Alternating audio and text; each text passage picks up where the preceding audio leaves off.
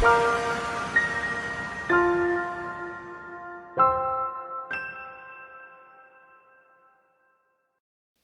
ngayong araw po ay ginugunita ng maraming tao, kakabanggit nga lang din po ni Pastor Derek, no? Kasi kita naman po natin sa biyahe natin papunta dito na marami pong tao na ginugunita or sineselebrate yung tinatawag na Easter.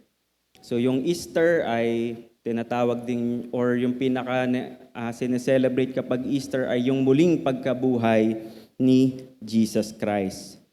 So, marahil marami sa atin na inaalala yung araw na to nang meron talagang sinseridad. Pero, kung titignan natin, kamusta nga po ba talaga yung mga puso natin? So, marami sa atin nagdidiwang dahil si Jesus ay nabuhay ngang muli. Pero minsan, nakakalungkot lang din po na sa kabila ng kaliwat kanan na selebrasyon ng muling pagkabuhay ng ating Panginoong Hesus, marami din po sa atin at hindi po ito limitado po sa nasa labas ng ating church or sa nasa labas ng 4 na sulok ng kwarto na to. Tayo po na nandito ay hindi po malayo sa tukso na ito. Marami din po sa atin ang mabilis pasukin ng pagdududa kapag kwene-question kung totoo nga bang nabuhay muli ang Panginoong Hesukristo. Madali po sa ating maniwala kapag hindi po tayo nakakaranas ng pag-uusig o persecution. O kaya naman, maniniwala lang tayo kapag meron tayong pinanghahawakang ebidensya na magpapatunay ng isang kaganapan. Pero kung tatanungin ko po kayo, yung bawat isa po sa inyo, naniniwala po ba talaga kayo na si Jesus ay nabuhay ngang muli? Tanong ko po yun sa bawat isa. At hindi niyo po matatago sa Diyos kung ano yung tunay na sagot ng mga puso niyo. Kaya't ang layon ng mensaheng ito ay magbigay kapanatagan sa mga maniniwala at naniniwala na si Jesus ay mulingang nabuhay at ang muling pagkabuhay ni Jesus ay patunay na si Jesus ay ang Kristo, ang anak ng Diyos. So buksan niyo po yung mga Bible niyo sa John chapter 20. So, i-ready niyo po yung John chapter 20. So, tatakbo po yung pag-aaral natin sa libro ng John na nakatuon sa chapter 20, lalo na po sa verses 24 to 29. So, kailangan ko po na nakatingin po kayo sa mga Bible niyo sa chapter 20. Kasi babalik-balikan po natin yung iba't ibang parte ng chapter 20. So kung titignan niyo po, yung mga tagpo sa John chapter 20 ay isang pagpapakita kung paanong nangyari sa kasaysayan na ang pagdududa ay napalitan ng pananampalataya. So makikita niyo po sa chapter 20 kung paano po yung pagdududa ay napalitan ng pananampalataya. So ito'y umiikot sa muling pagkabuhay ng ating Panginoong Hesus sa unang araw ng Sanglinggo. So napansin niyo po ba kanina, nung nag-umpisa tayo, binati po natin yung bawat isa ng Happy Lord's Day. Di ba po? Bakit nga po ba Happy Lord's Day?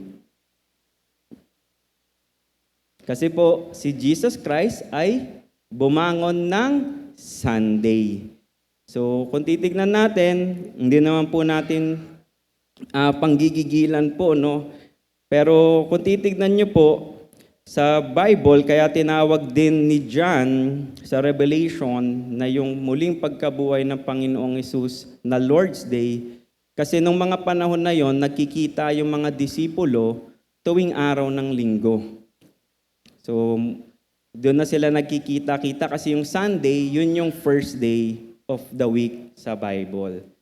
So kaya tayo, sinusundan natin yung naging kaugalian ng mga disipulo ni Kristo na nagkikita-kita tayo kada araw ng linggo para lagi po nating maalala at gunitain at i-celebrate yung muling pagkabuhay ni Jesus Christ. So hindi lamang po tuwing Easter. So tuwing nagkikita-kita po tayo dito at binabati natin yung bawat isa ng Happy Lord's Day, ay pinapaalala natin sa bawat isa na ang Diyos po natin ay buhay. Amen po ba? So yun po yung kahulugan sa likod ng Lord's Day. So umiikot po yung araw na to sa unang araw ng sanglinggo na Sunday. Kaya kung titignan niyo po sa John chapter 20, verse 1 to 10, makikita niyo po dyan yung tagpo kung saan si Pedro at si Juan ay tumakbo papunta sa libingan ni Jesus nung kanilang mabalitaan kay Maria Magdalena na ang katawan ni Jesus ay nawawala sa libingan. Di ba, makikita niyo dyan yung bungad niyan. Ano yung sabi sa bungad ng chapter 20? Nang unang araw ng sanglinggo ay maagang pumunta sa libingan si Maria Magdalena. Samantalang madilim pa at nakitang ang bato ay naalis na sa libingan. So dali-dali niyang sinabi ang balita kay Pedro at kay Juan, at itong dalawa naman ay kumaripas ng takbo at nakita nga nila na wala yung katawan ni Kristo sa libingan. Habang sa 11 to 18 ng chapter 20, makikita natin dito kung paano nagpakita yung resurrected Christ. So baka mapapansin niyo po, paulit-ulit ko po sasabihin yung salitang resurrected Christ. Para lang din po mabilis ko siyang mabigkas. So, itong mga tagpo kasi sa John chapter 20, ang makakasalamuhan nila dito ay yung muling nabuhay na Jesus Christ. So, yung resurrected Christ. So, sa 11 to 18, makikita natin dito yung pagpapakita ng resurrected Christ kay Maria Magdalena. Habang sa verse 19 to 23, makikita natin dito kung saan nagpakita si Jesus sa mga disipulo at binigyan sila ng kapanatagan. Pero nung mga panahong yon ay hindi po nila kasama si Tomas. So kulang po yung mga disipulo nung panahon or sa tagpo ng verse 19 to 23 ng chapter 20 ng John. So balot ng takot, pangamba at pagdududa ang mga kaganapan sa John chapter 20. Mula kay Maria Magdalena na umiyak sa pag-aakalang may kumuha sa katawan ni Jesus. Tas kay Pedro na hindi naniwala nung makitang walang laman ang libingan. At nung mga disipulo ng mga oras na to ay hindi pa nauunawaan ang sinasabi ng kasulatan na kailangan ang Kristo, Messiah or Mesias, ay kailangan bumangon mula sa mga patay. Yun po yung makikita nyo sa verse 9 ng chapter 20. Ano sabi sa verse 9? Sapagkat hindi pa nila nauunawaan ang kasulatan na kailangang siya'y bumangon mula sa mga patay. So kahit sinasabi na ng kasulatan at sinabi na rin mismo ni Jesus, ay hindi pa rin po nauunawaan ng mga disipulo sa oras na yon na kinakailangan ang Kristo ay mamatay at muling mabuhay. Sa kabila pa ng kanilang pagdududa, sila po ay nagtatago. Bakit sila nagtatago? Nagtatago sila sa takot sa mga Hudyo na maparusahan o mapako kagaya ng Panginoong Hesukristo. So hindi na nila maunawaan kung bakit kailangan mamatay ni Jesus. Balot pa sila ng takot na sapitin din yung sinapit ni Jesus. So takot, pangamba at pagdududa ang kanilang nadama nung mamatay ang Kristo. Pero ano po yung mabuting balita or yung magandang nangyari po sa John chapter 20? Pero isa-isa pong humupa yung takot, yung pangamba, at yung pagdududa nung magpakita ang resurrected Christ sa John chapter 20. Napawi ang luha sa mga mata ni Maria Magdalena. Makikita natin yan sa verse 15 to 16. Yung mga takot ng mga disipulo ay napalitan ng kapanatagan at kagalakan sa verse 20.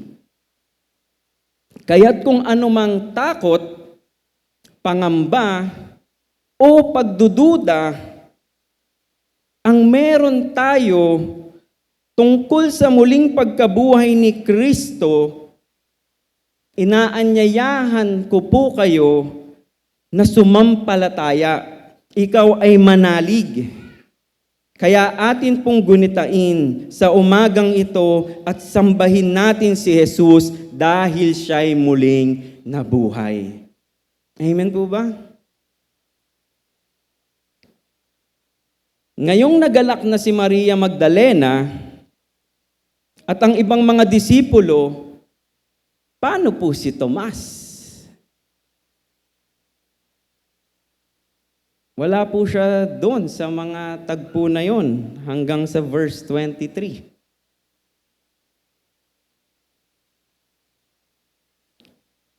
So dito po tayo maglalaan ng oras sa umagang ito.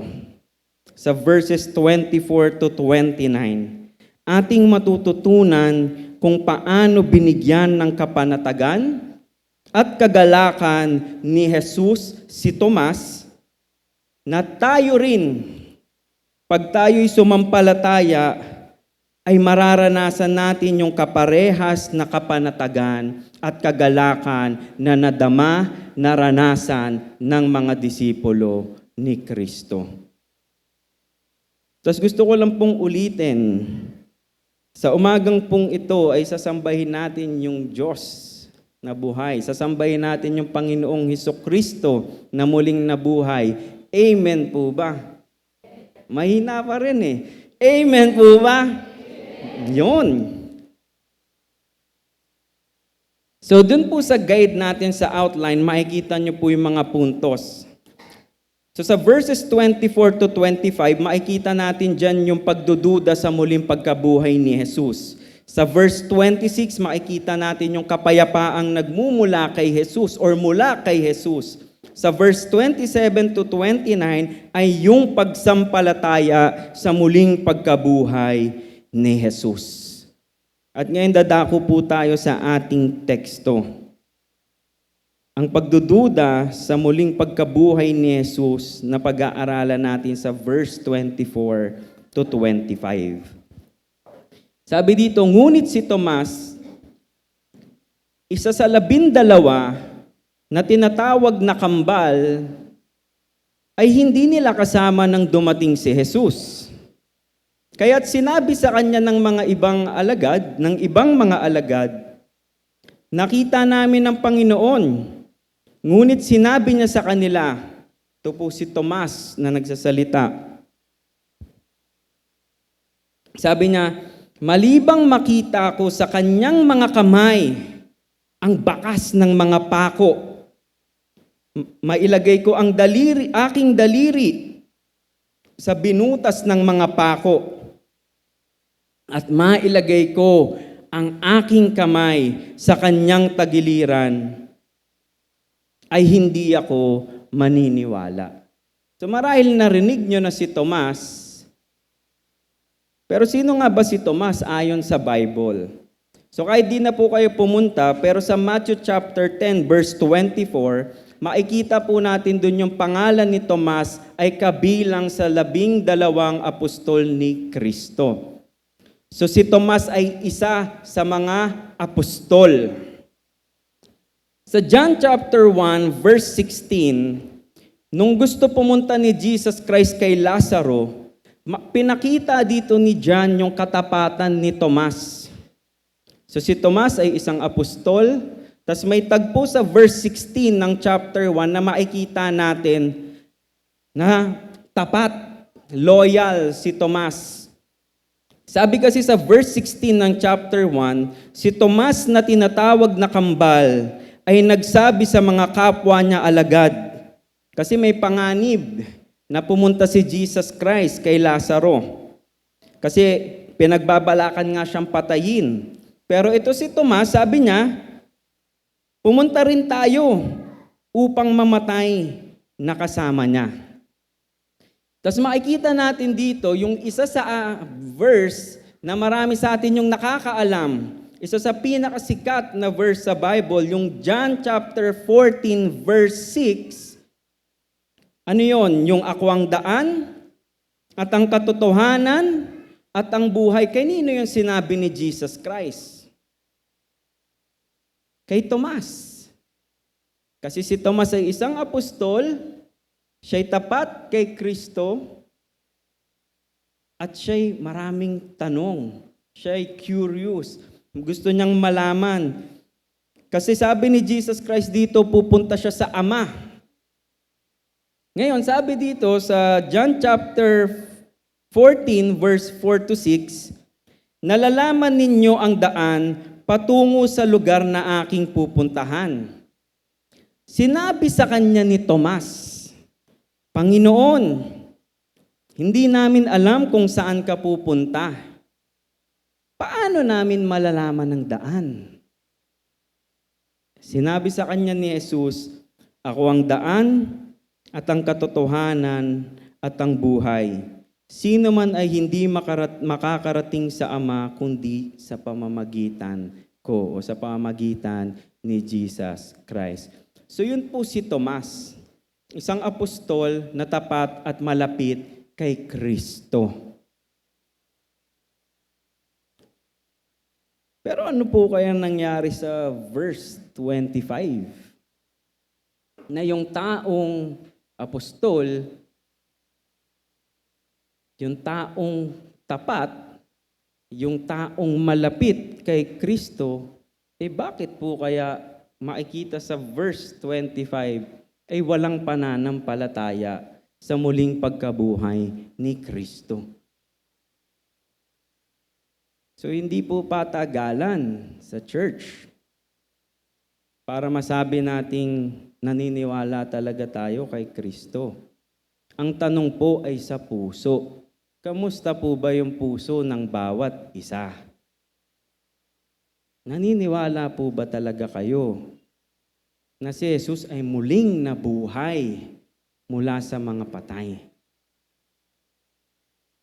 May amen ako narinig. Maganda sundan natin yon. Amen po ba? Mahina pa rin eh. Amen po ba? Yon. So, pwede pala yun, no? Lagi mong kasama si Jesus Christ. Pero dumating ka sa punto, sa kahinaan mo, na pinagdududahan mo. Yung muling pagkabuhay ni Jesus Christ. At yung mga amen na naririnig ko ay sana po talagang bitbitin natin yung amen na yon sa ating mga puso. At suriin natin, no, bakit ganun yung hinahanap na ebidensya ni Tomas? Bakit bakas ng mga pako, binutas ng mga pako, tapos yung tagiliran, gusto niyang makita. Kung titignan niyo po kasi, balik lang kayong isang chapter mula sa chapter 20. Sa chapter 19 ng John, sa verse 23 hanggang 37, makikita niyo po dyan yung crucifixion, yung pagkapako kay Jesus Christ. Sabi sa verse 23, nang si Jesus ay maipako na ng mga kawal, kinuha nila ang kanyang kasuotan at pinaghati-hati sa 4 na bahagi. Isa sa bawat kawal, kinuha rin nila ang kanyang mahabang panloob na kasuotan. Ito'y walang tahi at hinabi ng buo mula sa itaas hanggang sa ibaba. Kaya't nag-usap-usap ang mga kawal. Huwag nating punitin ito. Magpalabunutan tayo para malaman kung kanino ito mapupunta. Sa gayon, natupad ang isinasaad ng kasulatan. Pinaghati-hatian nila ang aking kasuotan at para sa aking damit sila'y nagpalabunutan. Ganon nga ang ginawa ng mga kawal. Verse 25, nakatayo sa tabi ng krus ni Jesus ang kanyang ina at ang kapatid nitong babaeng si Maria na asawa ni Cleopas at si Maria Magdalena. Nang makita ni Jesus ang kanyang ina at ang minamahal niyang alagad na nasa tabi nito, sinabi niya, "Ginang, narito ang iyong anak." At sinabi niya sa alagad, "Narito ang iyong ina." Mula noon, pinatira na ang alagad na ito sa kanyang bahay ang ina ni Jesus. Alam ni Jesus na naganap na ang lahat ng bagay, kaya't upang matupad ang kasulatan ay sinabi niya, "Nauuhaw ako." So ito si Jesus Christ sa krus. Sa verse 29, may isang mangkok doon na puno ng maasim na alak. Inilubog nila rito ang isang espongha. Ikinabit yon sa isang tangkay ng hisopo at inilapit sa kanyang bibig. Pagkatanggap ni Jesus ng alak, sinabi niya, "Naganap na." Iniyuko niya ang kanyang ulo at nalagot ang kanyang hininga. Nooy araw ng paghahanda at ayaw ng mga Hudyo na manatili sa krus ang mga bangkay hanggang sa araw ng pamamahinga. Dahil natatangi ang araw na iyon ng pamamahinga, kaya't hiniling nila kay Pilato na ipabali ang mga binti ng mga ipinako sa krus at alisin ang mga bangkay. Pumunta nga roon ng mga kawal at binali ang binti ng dalawang ipinakong kasama ni Jesus. So tignan niyo po maigi yung verse 33 to 37. Ito po yung mismong description. No? Ngunit pagdating nila kay Jesus at makitang patay na siya, hindi na nila binali yung kanyang mga binti. Tas ano daw yung hinahanap na isa ni Tomas bukod dun sa bakas ng pako? Di ba yung sa tagiliran? Ano ba sabi dito sa verse 34? Kasi di na binali yung binti niya kasi nakita patay na. Pero sa verse 34, subalit sinaksak ng isang kawal ang tagiliran ni Jesus sa pamagitan ng sibat at agad lumabas doon ang dugo at tubig. Ang nakakita nito ang nagpatotoo upang kayo rin ay maniwala. Totoo ang kanyang pahayag at alam niyang katotohanan ng sinasabi niya. Nangyari ang lahat ng ito upang matupad ang sinasabi sa kasulatan, walang mababali isa man sa kanyang mga buto at may bahagi pa rin ng kasulatan na nagsasabi, pagmamasdan nila ang kanilang sinaksak ng sibat. So napakalinaw po, no? Na ang daming natutupad na propesiya sa Old Testament sa kamatayan ni Jesus Christ. Pero hindi lamang kasi yung kamatayan ni Jesus Christ yung na-prophesy sa Old Testament. Kaya yun po yung sinasabi ni John sa verse 9 na nung mga oras na yun, hindi pa nila naiintindihan yung scripture, yung kasulatan. Kasi kung titignan nyo, sa Awit chapter 16 verse 10 or sa Psalms chapter 16 verse 10, makikita po natin dito yung isa sa propesiya patungkol sa muling pagkabuhay ng Mesiyas. Sabi sa Psalm 16 verse 10 or Awit chapter 16 verse 10, sapagkat hindi nyo pababayaan na ang aking kaluluwa ay mapunta sa lugar ng mga patay. Hindi nyo hahayaang mabulok sa libingan ang matapat nyong lingkod. So kung napakalinaw na sa Old Testament na mismong yung kamatayan at muling pagkabuhay ay pinoprophesy na bakit ganun pa rin na hindi naniniwala si Tomas. Yung isa pang mas masahol kumpara doon sa mga nangyaring yun, mismong si Jesus Christ din kasi, sinabi niya sa mga apostol na muli siyang mabubuhay.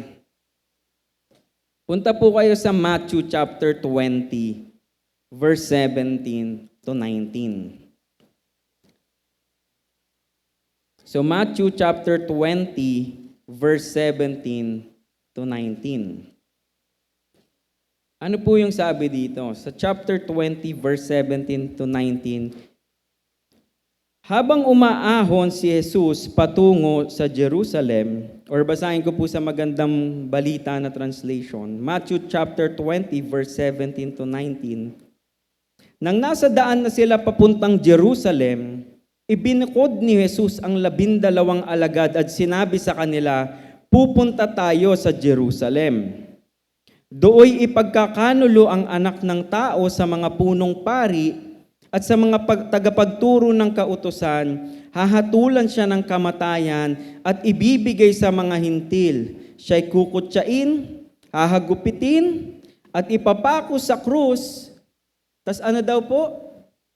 Ngunit muli siyang bubuhayin ng Diyos sa ikatlong araw.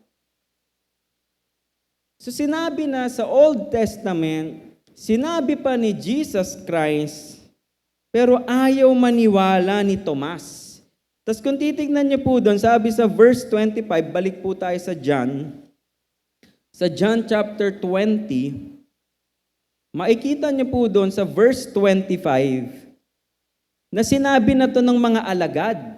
So yung mga alagad na to malalapit din to kay Tomas, na nakita nila yung resurrected Christ. Pero para kay Tomas, hindi sapat yung pahayag ng ibang mga disipulo. Sa madaling salita, hindi siya sumasampalataya na muling nabuhay nga si Jesus mula sa kamatayan. So hindi ko po alam kung gaano na po kayo katagal sa paglalakad bilang isang Kristiyano. Pero kamusta nga po ba yung ating mga puso? Meron po ba tayong buong pagtitiwala, pananampalataya na si Jesus Christ ay muling nabuhay? At kamusta po ba yung ating ugali sa paggunita, sa pag-celebrate kung yung every Sunday ay inaalala natin yung muling pagkabuhay ni Jesus Christ? Kamusta po kaya tayo pag nakaupo tayo dito kada linggo? Kamusta pag naririnig natin yung salita ng Diyos? Nakikita kaya sa atin yung atensyon natin, yung paghahanda natin, yung pakikinig natin? Nakikita ba sa atin na totoong nananampalataya tayo sa resurrected Christ? O panibagong linggo na naman to, nabibitbitin natin yung sarili natin, nahatakin natin yung sarili natin. Ngayon mas komportable, naka-aircon tayo. So kamusta tayo sa pakikinig ng pangangaral ng salita ng Diyos? Nakikita kaya sa ugali, sa gawi, sa galaw natin na talagang sumasamba tayo ng resurrected Christ?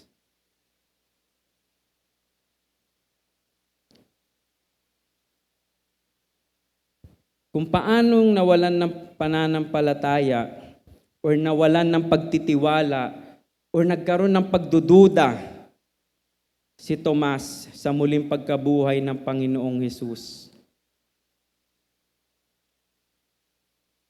Napakaganda po na hindi natapos yung istorya ng John chapter 20 sa pagdududa ni Tomas sa verse 25.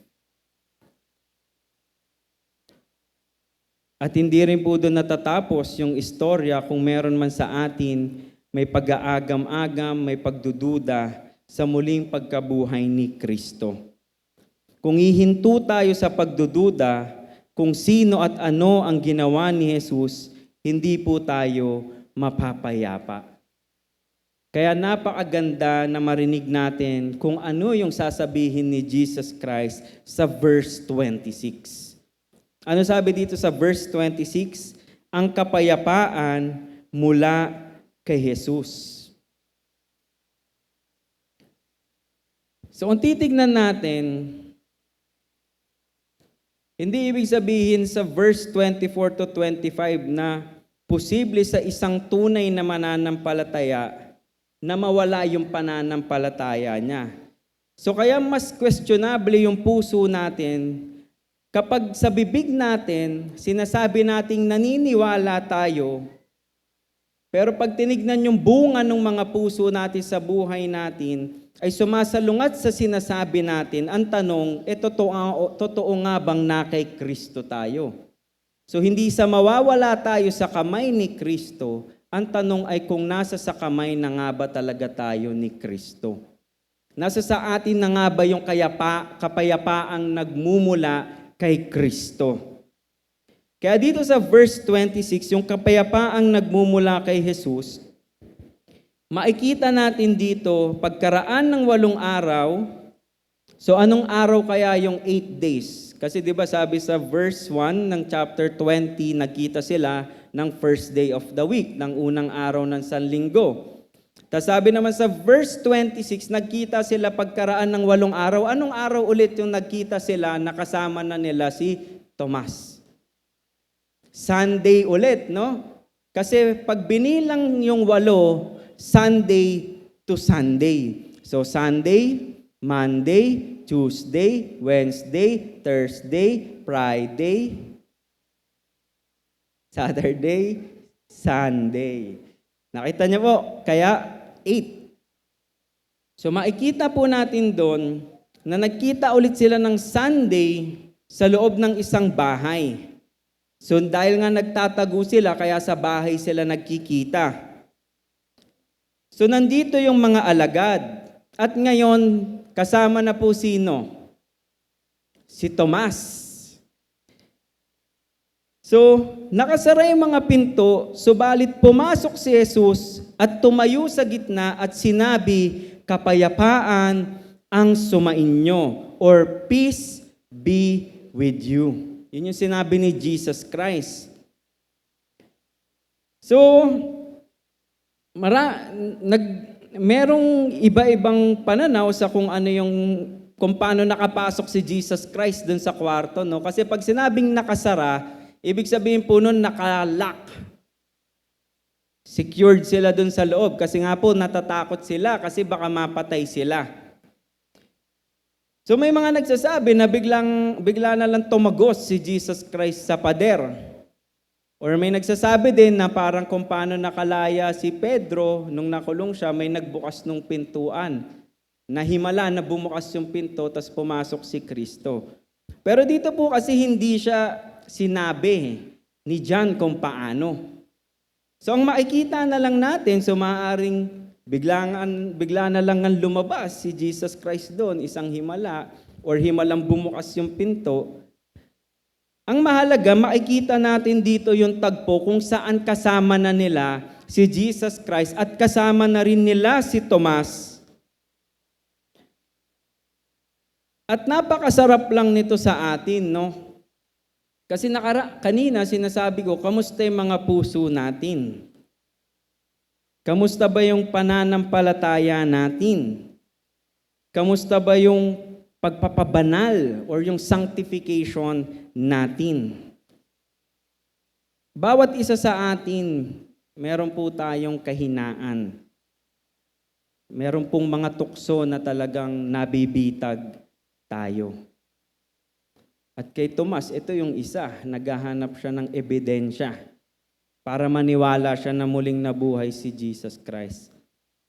Ang ganda lang po nung napansin ng iba dito, na imbis na pagpasok ni Jesus Christ, ay pagsisigawan niya, no?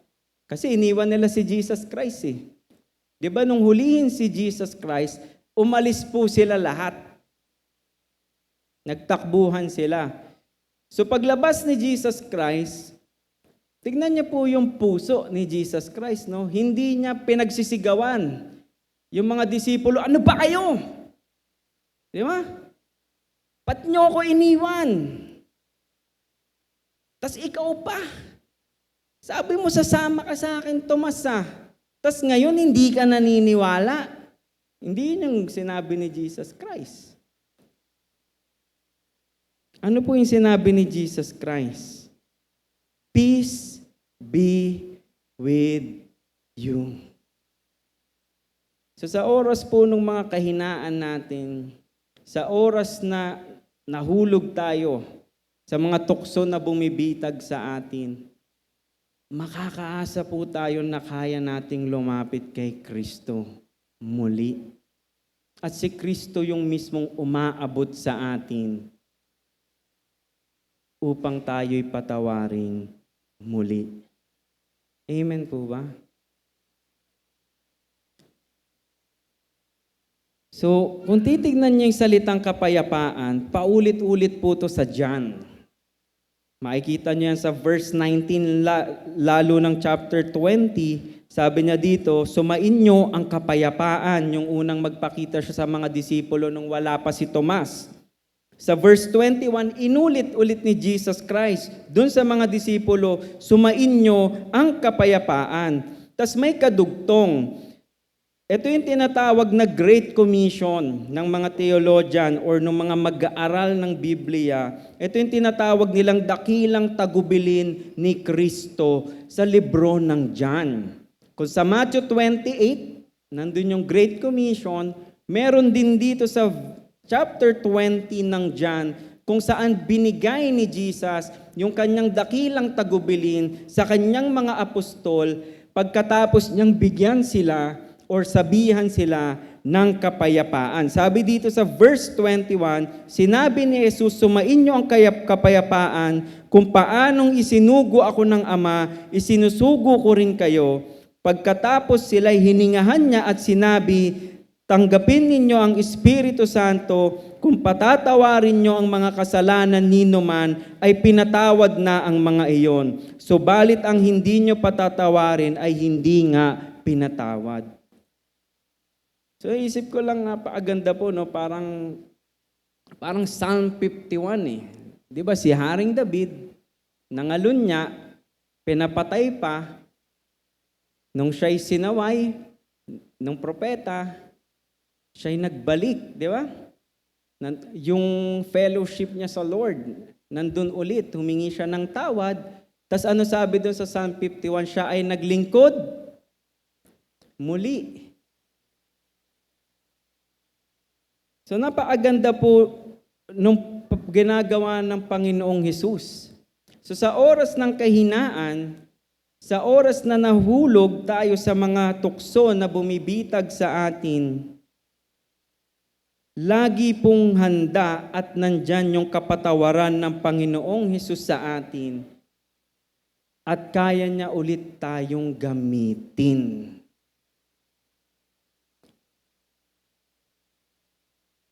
So, maaaring ibang usapan kung pinag-uusapan yung diskwalifikasyon ng pastor, no, sa pagtayo pa sa pulpito. Pero kung di ka man makatayo ulit sa pulpito, ay meron ka pa ring pwesto, meron ka pa ring gampanin, meron ka pa ring gawain sa ministeryo ng Diyos. Sa oras na ikaw ay tumalikod at humingi ng tawad kay Kristo. Pwede pa po ulit tayong makatulong sa gawain ng Panginoon. Pwede pa rin po nating ibahagi yung mabuting balita ng Panginoon. At yun po yung sinasabi dito sa verse 23. Hindi po sinasabi sa verse 23 ng chapter 20 na meron tayong kakayanan magpatawad ng kasalanan. Hindi po yun yung ibig sabihin na kung patatawarin yung mga kasalanan nino man, ay pinatawad na ang mga iyon. So balit ang hindi nyo patatawarin ay hindi nga pinatawad. Hindi ibig sabihin nun na tayo, na mga nananampalataya kay Kristo, ay may kapangyarihan na pong magpatawad. Hindi po yun yung punto. ni John. So maganda po yung sinabi ng ESV Study Bible patungkol dito sa verse 23. So sinalin ko lang sa Tagalog tapos pinaraphrase ko. So sabi dito, yung verse 23, hindi ibig sabihin na ang mga Kristiyano ay may otoridad na magpatawad at hindi magpatawad ng mga kasalanan. Ang ibig sabihin ng verse 23 ay kapag pinahayag ng mga Kristiyano sa ilalim ng banal na espiritu ang mensahe ng gospel, ay ating pinapahayag na yung mga taong tumugon ng pananampalataya kay Jesus ay nakaranas na ng kapatawaran ng kanilang mga kasalanan at yung mga hindi sumasampalataya ay hindi pa din pinapatawad ng Diyos. Ibig sabihin, binigyan tayo ng tagubilin ng Panginoong Hesukristo na ibahagi yung mabuting balita niya sa iba. At kapag nakita natin yung pananampalataya nila sa mabuting balita ni Kristo, kaya nating sabihin na napatawad na sila ng Diyos. At kapag ayaw nilang manalig, sumampalataya, magtiwala kay Kristo, ay masasabi rin natin na hindi pa nila nararanasan ang kapatawaran ng Diyos. So yun po yung sinasabi ng verse 23. At balikan natin yung peace be with you. Nasa series po kayo ng Epeso, tama po. Punta nga po tayo saglit sa Epeso. Sa chapter 2 po, verse 17. So nakita ko po to sa isang pahina doon sa NIV Study Bible kung saan may parte doon si Timothy Keller na pinapakita niya na kung paanong yung mabuting balita ni Jesus Christ, yung gospel, ay gospel of peace. Paanong yung mabuting balita or yung ebanghelyo ay ebanghelyo ng kapayapaan. Tingnan niyo po yung chapter 2 verse 17. Ano nga pong sabi diyan? Naparito nga si Kristo at ipinangaral niya sa lahat ang magandang balita ng alin? Yon, magandang balita ng kapayapaan. Sa inyong mga hintil na nooy malalayo at sa mga Hudyon na malalapit. Isa pa po sa chapter 6. Punta po kayo sa chapter 6 verse 15. Ano po ulit yung sabi dito? Isuot ninyo ang sapatos ng pagiging handa sa pangangaral ng magandang balita ng alin? Ng kapayapaan. Tapos ako na lang po babasa sa Acts chapter 10 verse 36. Sabi dito, ibinigay ng Diyos ang kanyang salita sa mga Israelita, ipinahayag niya sa kanila ang magandang balita ng kapayapaan sa pamamagitan ni Hesukristo na siyang Panginoon ng lahat. Sa verse 19, 21, 26 ng John chapter 20, sinabi ni Jesus Christ sa kanyang mga disipulo na nagiging mahina sa kanilang pananampalataya, nagkakaroon ng pagdududa at hindi maunawaan yung banal na kasulatan. Sinabi sa kanila ni Jesus Christ sa verse 19, 21 at 26, ay peace be with you. At sa bawat isa pong tao na naririto, na mga nananalig kay Kristo, yun po yung nais sabihin sa atin nung verse 26. Sabihin nga po natin sa mga katabi natin, peace be with you. Yung kapayapaang ito na nagmumula sa Panginoong Jesus. So ibig sabihin po, pag sinabi nating peace be with you, ibig sabihin po nito, nais nating maranasan nila yung kabuuan ng kagalakan na nais ng Diyos para sa kanila na matatagpuan lamang kay Kristo. So maganda po yung obserbasyon doon ng isang study Bible. Sabi dito, meron tong mabigat na kahulugan na ang nais ni Kristo sa atin ay maranasan natin yung buhay at kapayapaan na nagmumula sa Kanya. At mararanasan nyo lamang po yung buhay at kapayapaan na nagmumula kay Kristo kung kayo po ay nananampalataya kay Kristo. So naniniwala po ba yung bawat isa dito na si Jesus ay muling nabuhay? Amen? At kung amen po ang sagot natin sa ating mga puso, nais po ng Diyos na maranasan natin yung buhay at kapayapaan na matatagpuan lamang sa Diyos, sa ating Panginoong Hesukristo. Peace be with you po, mga kapatid, mula sa ating Panginoong Hesukristo. Kaya napakaganda po sa John chapter 14. Kahit di na po kayo pumunta, babasahin ko. John chapter 14 verse 27. Gusto ko lang pong makita nyo kung paanong kung paanong yung bibig ni Jesus ay laging sinasabi yung kapayapaan. Kasi makikita natin yung puso ni Jesus Christ dito. Sa John chapter 14 verse 27, kapayapaan ang iniwan ko sa inyo, ang aking kapayapaan ang ibinigay ko sa inyo, hindi ito katulad ng kapayapaang ibinibigay ng mundo. Lahat po tayo dito malinaw sa Efeso chapter 2.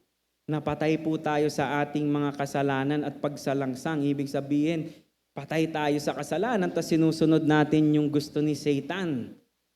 Lahat po tayo, yun yung buhay natin bago natin nakilala si Kristo. Taas nga po kamay dito.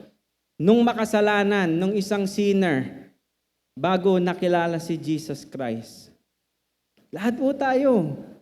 Yung hindi po magtaas, yun yung isang sinner din kasi sinungaling po yun. Lahat po tayo.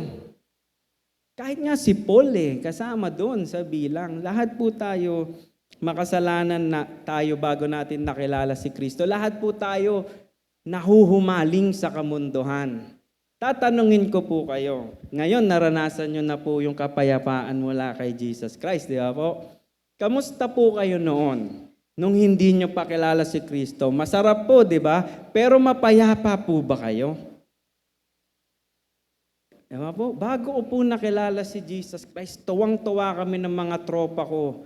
Sa likod ng eskwelahan namin, sa Amot-Saring Bar yung pinupuntahan namin. Uuwi ako, naglalaglagan yung susi ko. Pero pag matutulog na ako, makikita ko yung tatay ko natutulog, pagod na pagod. Sa pagtatrabaho ako, lasing na lasing, hindi pa ako pumasok sa klase ko. Nilustay ko yung allowance ng tatay ko. Tingin niyo po, naiwan ko na yung saya doon sa bar, pero paghiga ko, hindi po ako mapayapa. Hindi po kayang ibigay sa atin ng mundo yung kapayapaang kay Kristo lamang matatagpuan. Kahit ano pa yan.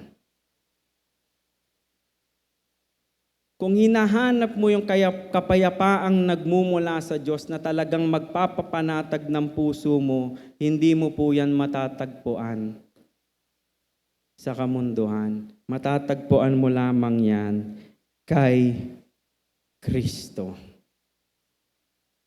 Kaya sa John 16 verse 33, sinabi ko ito sa inyo upang sa inyong pakikipag-isa sa akin ay magkaroon kayo ng kapayapaan. Magdaranas kayo ng kapighatian sa sanlibutan ito, ngunit tibayan nyo ang inyong loob.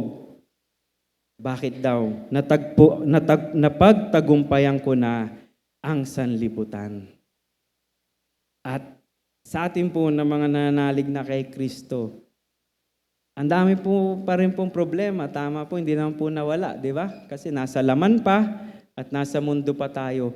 Pero kamusta po yung puso natin? Di ba po? Nakakaranas na tayo ng peace, ng kapanatagan. Di ba noon kala natin may problema tayo sa pagtulog. Di natin alam, wala lang pala sa atin yung peace na nagmumula kay Jesus Christ. Kaya nung naranasan natin yung peace na yon, na alam nating na ipagkasundo na tayo ni Kristo sa Diyos, nagagawa po nating matulog sa gabi ng parang mga sanggol kahit na binabagyo tayo ng problema natin. Amen po ba? At yun po yung peace na binibigay sa atin ng Diyos. Yung kasiguraduhan natin na naipagkasundo na tayo ni Kristo sa Ama nung manampalataya tayo sa Kanya, ay napatawad na po kayo ng Diyos.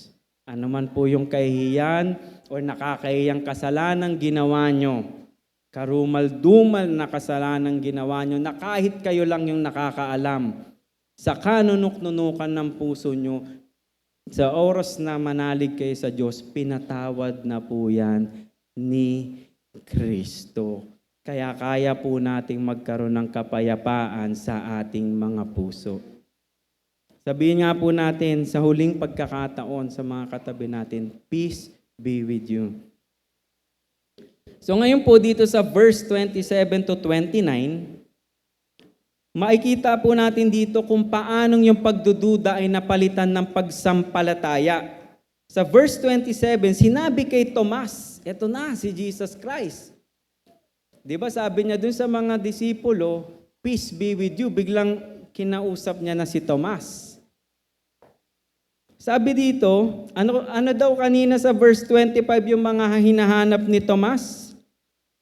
Gusto niya daw makita yung bakas ng mga pako, mailagay yung kanyang mga daliri, tas makita yung, sabi niya dito, mailagay yung aking kamay sa tagiliran. Anong ginawa ni Jesus Christ?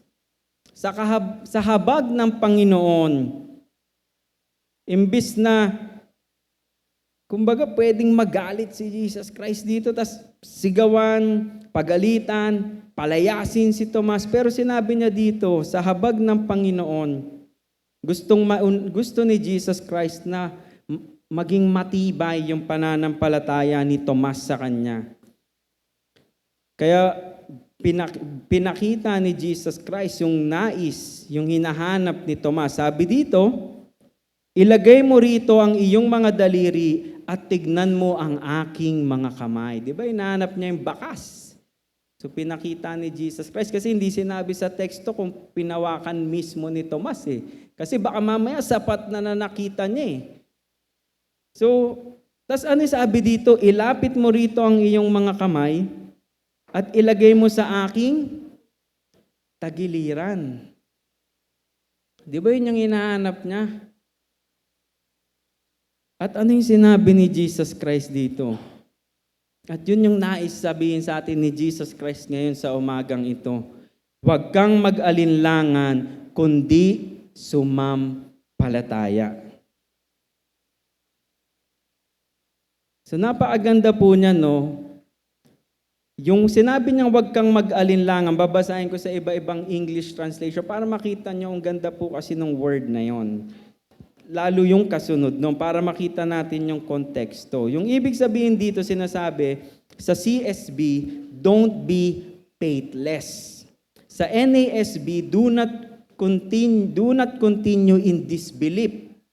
Sa ESB, do not disbelieve. Tas yung sabi niya dito, kundi sumampalataya, sa King James sabi, be not faithless, but be believing.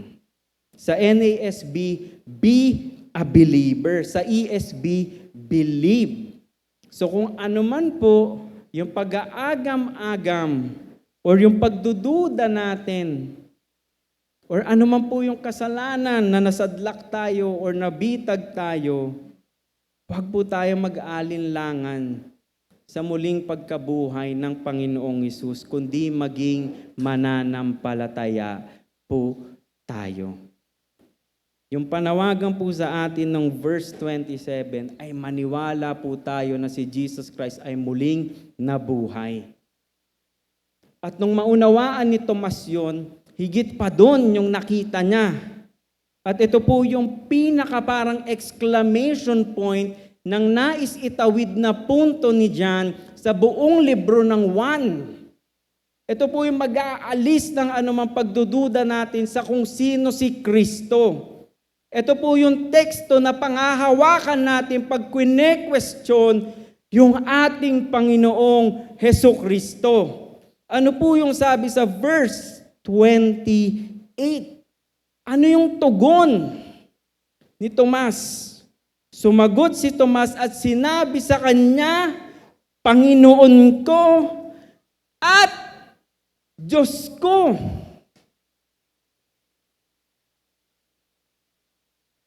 Yun yung sinasabi na umpisa pa lang ay nagpahiwatig na si John kung ano yung nais niyang gawin sa librong isinulat niya. Kaya sa John chapter 1 verse 1, sa simula ay ang salita at ang salita ay kasama ng Diyos at ang salita ay alin daw? Ay Diyos. Ano po sabi sa chapter 18 ng chapter 1? Sa verse 18 ng chapter 1, walang sino mang nakakita kailanman sa Diyos, ang Diyos na tanging anak na nasa kandungan ng Ama ang nagpakilala sa Kanya. Sa John chapter 1 verse 49, sinabi ni Nathanael, Rabbi, ikaw ang anak ng Diyos, ikaw ang hari ng Israel. Sa John 11 verse 26 to 27, sabi ni Marta, Opo, Panginoon, sumasampalataya ako na ikaw ang Kristo, ang anak ng Diyos, ang siyang darating sa sanlibutan. So nung makita ni Tomas na muling nabuhay nga si Kristo, naging maliwanag sa kanya na si Jesus nga ay ang Kristo, ang anak ng Diyos. At yun po yung gusto kong itatak sa atin sa umagang ito, sa bawat isa sa atin, na makikita natin sa John chapter 20, verse 30 to 31, na ito yung pinakapunto ng libro. Gumawa si Jesus ng marami pang ibang mga tanda sa harapan ng kanyang mga alagad na hindi na isulat sa aklat na ito. Ngunit ang mga ito ay isinulat upang tayo, ay sumampalataya na si Jesus ang Kristo, ang anak ng Diyos, at sa pagsampalataya ay magkaroon kayo ng buhay sa kanyang pangalan.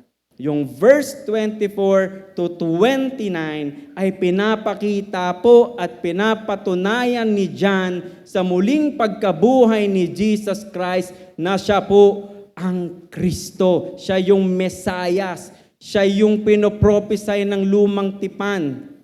At siya po ay anak ng Diyos.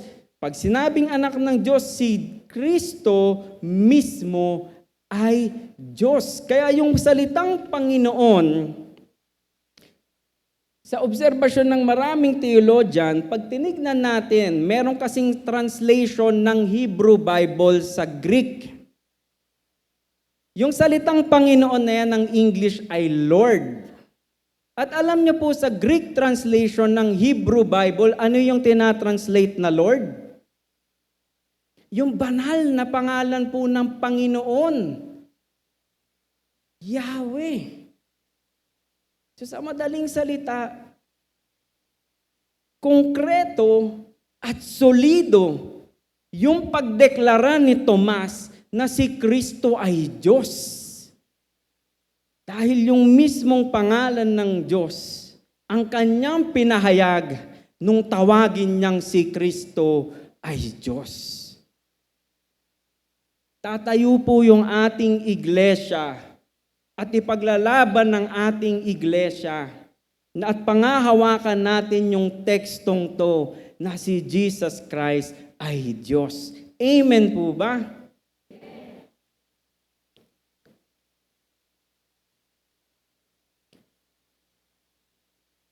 Napakarami pa pong teksto sa libro ng 1 na susuporta sa pagiging Diyos ni Jesus Christ. At kung babanggitin ko po lahat sa umagang ito ay kukulangin po yung araw natin kahit 5:30 po tayo nagsimula.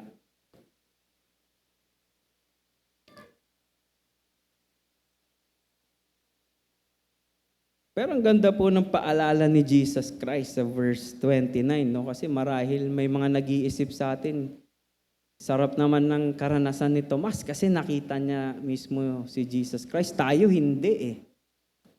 Pero ano yung sabi ni Jesus Christ? Wag po mabagabag yung mga puso natin, kundi magkaroon po tayo ng kapanatagan. Ano sabi sa verse 29? Sinabi sa kanya ni Jesus, sapagkat ako'y nakita mo, ay sumampalataya ka, mapalad ang hindi nakakita, gayon may sumampalataya.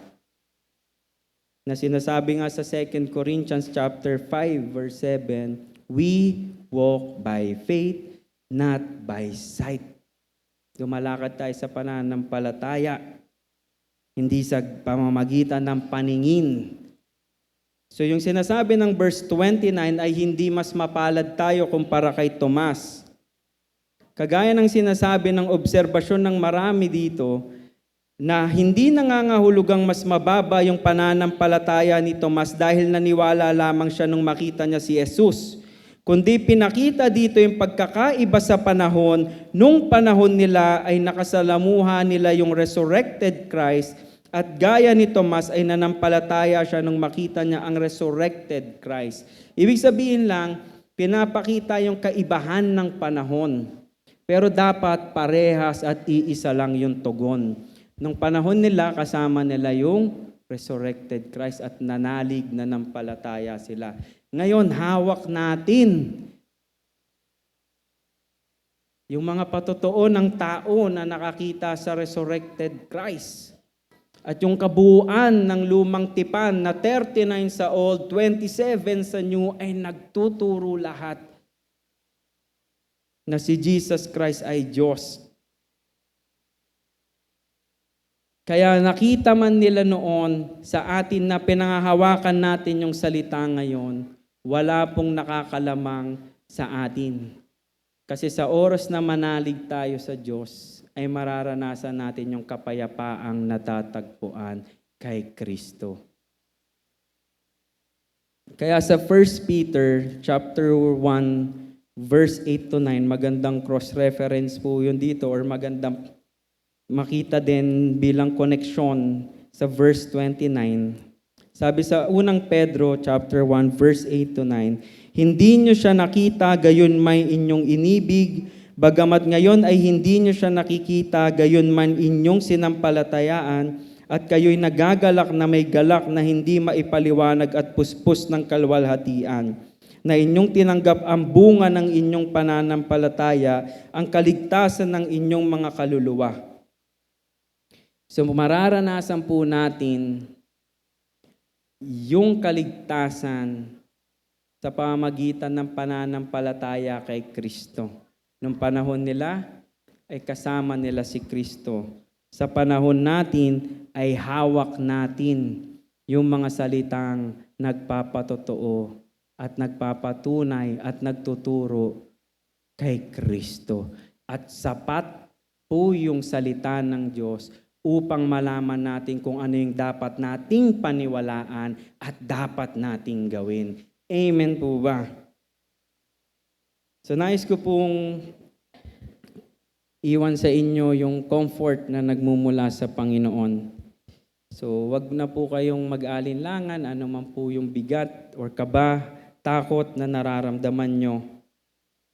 Kung mayroon pang humahad lang sa puso mo na yakapin ng buo ang mensaheng ito, takot man yan, pangamba man yan, or pagdududa, mapalad po tayong mga hindi nakakita, gayon may sumampalataya. Sapat ang salita ng Diyos upang sumampalataya tayo na si Jesus ay muling nabuhay, na si Jesus ay ang Kristo, ang anak ng Diyos. At para maranasan po natin yung kaligtasan sa pamagitan ni Kristo, kailangan po nating paniwalaan na si Jesus ay ang Christ at si Jesus ay ang anak ng Diyos. Huwag po tayong hindi sumampalataya, kundi sumampalataya. At nais ko iwan sa atin yung verse na ito, na baka hindi nyo pa po alam. At nais ko po maging comfort sa atin. Sapagkat gayon na lamang ang pag-ibig ng Diyos sa sanlibutan, na ibinigay niya ang kanyang tanging anak, upang ang sino man sa kanya'y sumampalataya ay huwag mapahamak, kundi magkaroon ng buhay na walang hanggan. Sumayin niyo po ang kapayapaang nagmumula sa ating Panginoong Hesus. Peace be with you, mga kapatid. Manalangin po tayo. Aming Ama, salamat po sa tekstong ito na ginawa mong konkreto sa puso't isipan namin gamit ang iyong makapangyarihang salita na aming maaasahan. Na ang Panginoong Hesus ay ang aming Diyos, ang aming tagapagligtas. At anuman po, Lord, yung bumabagabag sa aming mga puso, anuman po yung struggle na aming pinagdadaanan, ipaalala niyo po sa amin na meron na po kaming kapayapaan sa piling mo. At kami po na may mga totoong pananampalataya sa iyo ay hindi maaalis sa mga kamay mo. Sa laki ng pag-ibig mo, O Lord, inaamin po namin yung mga kasalanan namin. Patawarin niyo po kami at gamitin niyo po kami uli sa inyong ministeryo. Bigyan niyo kami ng kumpiyansa sa salita mo at maging kagalakan sa amin yung paalala na ikaw ay muling nabuhay, na kami rin po na mga nananalig sa iyo ay mararanasan yung muling pagkabuhay sa piling mo. Maging comfort to sa amin na mga nawalan ng mahal sa buhay. Bagamat namimiss po namin sila, maging comfort sa amin na sa aming mga mananampalataya ay magkikita-kita pa po muli kami. At pinatunayan mo yan, Jesus Christ, nung ikaw ay muling mabuhay. Maraming salamat po in Jesus' name. Amen.